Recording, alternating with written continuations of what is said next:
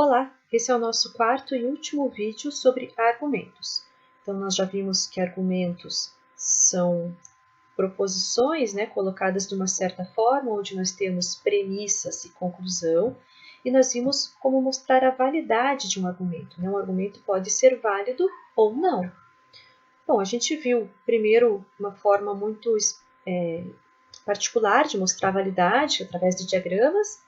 Depois nós vimos as tabelas verdade, que é uma forma muito eficiente de mostrar a validade, porém não para todos os casos. Quando a gente tem muitas premissas ou muitas proposições iniciais, essa forma acaba não sendo tão eficiente. Depois nós vimos as regras de inferência, mas as regras de inferência, elas precisam de uma ajudinha extra para a gente mostrar a validade. Nós vimos exemplos onde apenas elas funcionavam muito bem. Mas junto a elas, nós vamos usar também equivalências de proposições. E aí nós teremos uma ferramenta bem eficiente para mostrar a validade. Como que a gente vai usar equivalências? Então, nós já estudamos equivalências lógicas. Quando duas proposições são equivalentes, se elas possuem sempre o mesmo valor lógico. Quando uma é verdade, a outra é verdade. Quando uma é falsidade, a outra é falsidade. Proposições equivalentes. Então, há muitos argumentos cuja validade não se pode demonstrar, verificar ou testar com o uso exclusivo das regras de inferência, sendo necessário recorrer à regra de substituição de proposições equivalentes. Bom, o que diz essa regra da substituição? Diz o seguinte, uma proposição qualquer P ou apenas uma parte de P pode ser substituída por uma proposição equivalente. E a proposição Q, que assim se obtém, é equivalente à proposição inicial P. A gente viu que duas proposições são equivalentes se elas possuem o mesmo valor lógico. Então, se eu trocar uma pela outra, não vai mudar nada, porque vai continuar ou verdade ou falsidade. Se elas são equivalentes, não vai mudar o valor lógico, ok? Então, essa é a regra da substituição de proposições equivalentes. Bom, vamos lembrar as equivalências que a gente viu? Então, tem várias aqui, são 10 aqui também, 10 equivalências. A gente demonstrou todas elas, a gente já trabalhou com elas lá no método dedutivo, a gente já trabalhou com essas aqui. Eu vou lembrar de algumas aqui que são mais importantes. A distribuição, por exemplo, a distribuição do E em relação ao OU. Se eu tenho PE, Q ou R, isso é equivalente à proposição P e Q, então estou fazendo uma distribuição, P e Q, ou P e R, ou P e R. A distribuição do OU em relação ao E, a dupla negação, então se eu tenho não, não P, isso é equivalente a P.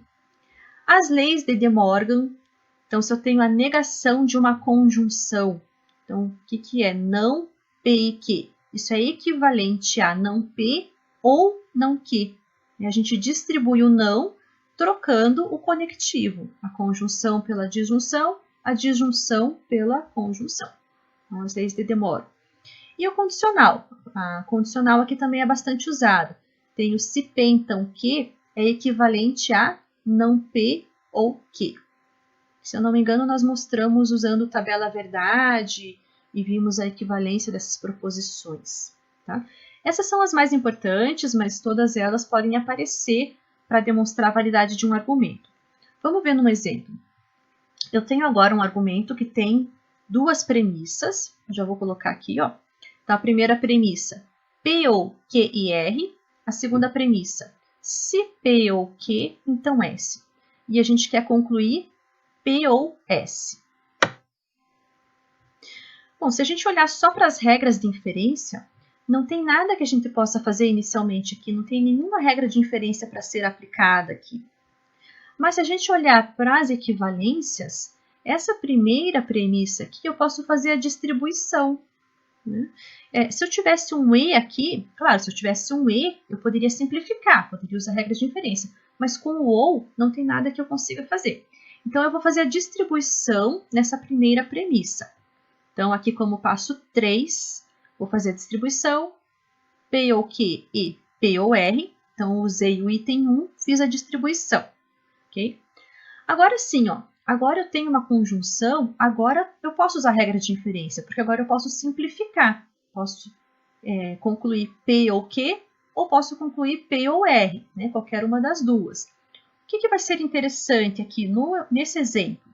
Nesse exemplo eu quero chegar em P ou S. Bom, veja, se eu conseguir qualquer uma das duas, aí eu consigo fazer a conjunção. Né? Se eu concluir P, eu posso adicionar o S. Se eu concluir S, eu posso adicionar o P. Bom, o S está aqui, ó. Para concluir S, eu preciso de P ou Q. Ah, então eu já sei o que eu vou fazer aqui com esse número 3. Eu vou simplificar para obter P ou Q. Então, meu passo 4, P ou Q, eu usei o 3, fiz a simplificação. Agora, usando o 2 e o 4, eu vou fazer modus ponens. Modus ponens para concluir S. Então, no meu passo 5, concluo S, usei 2 e 4, modus ponens. Agora sim, eu já tenho S, eu posso fazer a adição. Fazendo a adição, P ou S, usei aqui 5 a adição, eu concluo P ou S. Então, está mostrada a validade desse argumento. Eu usei só passos aqui que garantem a validade do argumento. Eu usei equivalências, eu usei regras de inferência, então tudo isso garante a validade do meu argumento. Com essas premissas, necessariamente eu tenho essa conclusão. Bom, agora que nós já vimos como mostrar a validade dos argumentos, eu pergunto, e os argumentos que não são válidos? Como que eu vou mostrar que um argumento não é válido? Se eu tentar mostrar a validade de um argumento inválido, vai acontecer que eu não vou conseguir, usando as regras de inferência e usando as equivalências, eu não vou conseguir chegar na conclusão. Tá? Então, como que eu vou mostrar que o argumento não é válido? Porque se eu não consigo chegar na conclusão, pode ser duas coisas. Pode ser que eu não esteja conseguindo por uma inabilidade ou porque realmente o argumento não é válido. Então, precisa existir uma forma de eu mostrar que realmente não é válido, ok? Bom, a gente sabe que um argumento não é válido quando as premissas são verdadeiras e a conclusão é falsa. Né? Se eu consigo uma forma em que as premissas sejam todas verdadeiras e a conclusão seja falsa, o argumento não é válido. Então, olha só, vamos ver um exemplo aqui para mostrar como que a gente pode provar a não validade de um argumento. Eu já sei que esse argumento não é válido, ok? Já está escrito aqui que ele não é válido. Mas como que eu vou provar que ele não é? Então, vamos pensar o seguinte. Eu quero uma forma para PQRS, no caso eu tenho 4 proposições simples, de modo que as premissas sejam verdadeiras e a conclusão seja falsa. Eu quero ver se isso é possível, porque se isso for possível, o argumento é inválido, ok? Bom, vamos começar aqui, ó, da conclusão. Posso começar por aqui. Eu quero que essa conclusão seja falsa. Mas eu tenho um condicional.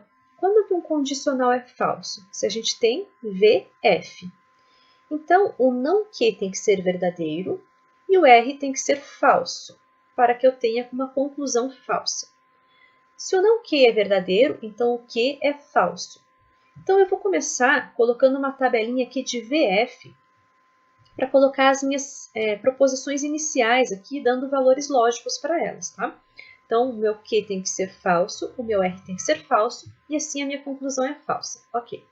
Mas eu quero que as minhas premissas sejam verdadeiras. Bom, vamos começar aqui. A primeira premissa é uma disjunção entre P e não Q. Então, eu tenho P ou não Q. Eu já tenho um valor para Q. O meu Q é falso. Se o meu Q é falso, o não Q é verdadeiro. Bom, a disjunção, então, já é verdadeira. Independente do valor de P, a minha premissa 1 já é verdadeira. Né? Se eu tenho Q falso, essa premissa aqui já é verdadeira. Então, vamos para a segunda premissa. Eu quero também que seja verdadeira. Quero premissas verdadeiras, conclusão falsa.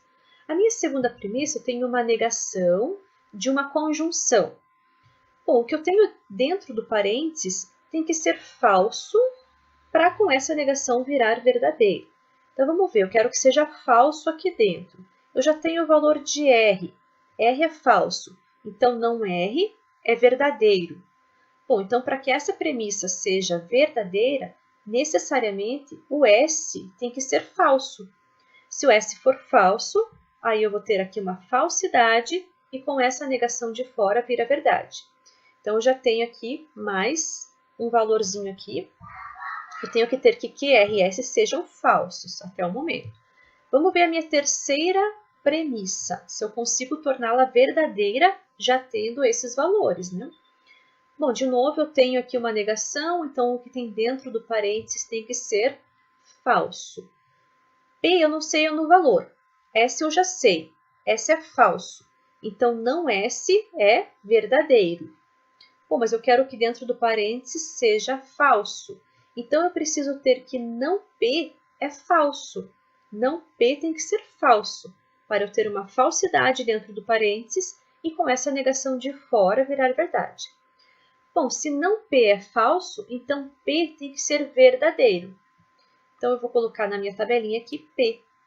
Olha só, eu consegui dar valores lógicos para cada uma das minhas proposições iniciais de forma a tornar as premissas verdadeiras e a conclusão falsa. Ou seja, se eu construísse a tabela verdade com essas premissas, essa conclusão, eu ia conseguir uma linha onde eu tenho lá P verdadeiro, Q falso, R falso, S falso, premissa 1 verdadeira, premissa 2 verdadeira, premissa 3 verdadeira e conclusão falsa. Então, esse argumento aqui, ele não é válido, ele é inválido. Tá? Eu consegui construir de tal forma a tornar verdadeiras as premissas e falsa a conclusão. Mas eu vou fazer o seguinte, eu ainda vou conferir, né, se esse meu raciocínio todo aqui está correto, tá? Então, eu vou fazer o seguinte, eu vou colocar minha primeira premissa aqui, a minha primeira premissa é P ou não Q. Então, eu coloquei V para P. Então, vou fazer V, né, verdade, ou não, o que eu coloquei F, ou não F. Bom, não F é V, então eu tenho V ou V, que é V. Ok, com esses valores a primeira premissa realmente é verdadeira. Eu só estou fazendo uma prova dos 9, tá, para verificar que realmente os cálculos que eu fiz aqui estão corretos. Com esses valores eu tenho a primeira premissa verdadeira.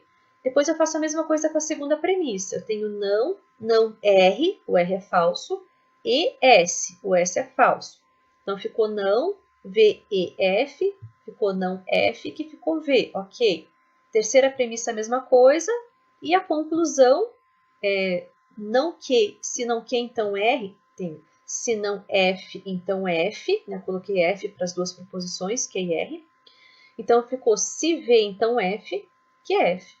Então, realmente, eu estou concluindo, né, que com esses valores lógicos eu tenho premissas verdadeiras, conclusão falsa. Então, esse argumento é inválido. Tá? Então, essa é a prova de não validade de um argumento. Bom, para finalizar, a gente vai falar um pouquinho de inconsistência. O que é inconsistência? A gente sempre fala, né, para um argumento ser válido, eu preciso que todas as premissas sejam verdadeiras. Sempre que todas as premissas são verdadeiras, a conclusão também é verdadeira. Bom, mas tem premissas, tem proposições que simultaneamente elas não podem ser verdadeiras. Quando isso acontece, a gente chama de inconsistentes. Então, duas ou mais proposições que não podem ser simultaneamente verdadeiras, chamamos de inconsistentes. Um argumento se diz inconsistente se as suas premissas não podem ser simultaneamente verdadeiras. Um argumento fica inconsistente, eu não consigo fazer todas as premissas verdadeiras. Vamos ver um exemplo de como que isso pode acontecer. Ó. Eu tenho as proposições aqui, ó, não, P ou não Q, P ou não R, e se Q então R. Elas são inconsistentes. Por que são inconsistentes? São três proposições que eu não consigo que sejam verdadeiras ao mesmo tempo. Vou fazer a tabela verdade aqui para a gente ver o que está acontecendo. Então, tabela verdade, eu tenho três proposições iniciais, né? Tenho 8 linhas, construí toda a minha tabela, a minha primeira proposição, a segunda e a terceira. Eu quero que as três sejam verdadeiras ao mesmo tempo. Bom, a proposição 1, na primeira linha já é falsa, na segunda é falsa. A minha proposição só é verdade na quinta e na sexta linha. Vamos ver o que acontece na quinta e na sexta linha com as outras proposições. Na quinta linha, a proposição 2 é falsa. Então, não consigo verdadeiro, verdadeiro, verdadeiro. Na sexta linha, a terceira proposição é falsa. Ou seja, eu não consigo nenhuma linha onde as três proposições sejam verdadeiras simultaneamente. Então, essas proposições nós chamamos de inconsistentes, ok? Nós temos ainda uma outra forma de verificar a inconsistência de proposições. Eu vou fazer as mesmas três, tá? Nós já sabemos que são inconsistentes. Eu vou fazer o seguinte, ó. Eu vou partir dessas proposições aqui e com elas eu vou chegar numa contradição. O que é uma contradição? Por exemplo, há e não há. Há e não há é uma contradição. Vamos lembrar, a gente viu isso lá no início, né? Uma contradição é uma proposição que é sempre falsa, independente do valor inicial das proposições envolvidas. No caso aqui eu só tenho há. Se há é verdade, não há é falso, então a conjunção vai ficar falso. Se há é falso, o não há é verdadeiro, né? Mas a conjunção vai ficar falso. Então isso daqui é uma contradição, é sempre falso, independente do valor de há. Eu vou chegar numa contradição se eu partir dessas três proposições aqui, usar regras de inferência, usar equivalências. Ó, usei de Morgan, usei dupla negação, simplificação, modus ponens, simplificação, silogismo disjuntivo. Fui construindo de tal forma a obter R, aqui no item 7, não R no item 9, e aí fiz a conjunção R e não R. R e não R é sempre falso. Então, se eu chegar numa contradição partindo dessas proposições, significam que elas são inconsistentes, ok? Eu não consigo que as três sejam simultaneamente verdadeiras, ok? Com isso, nós finalizamos o assunto de argumentos, ok? Qualquer dúvida, postem lá no fórum, tentem resolver os exercícios e, se continuar com dúvidas, me procurem lá nos nossos atendimentos ao aluno, toda segunda-feira às 9h10. Bons estudos!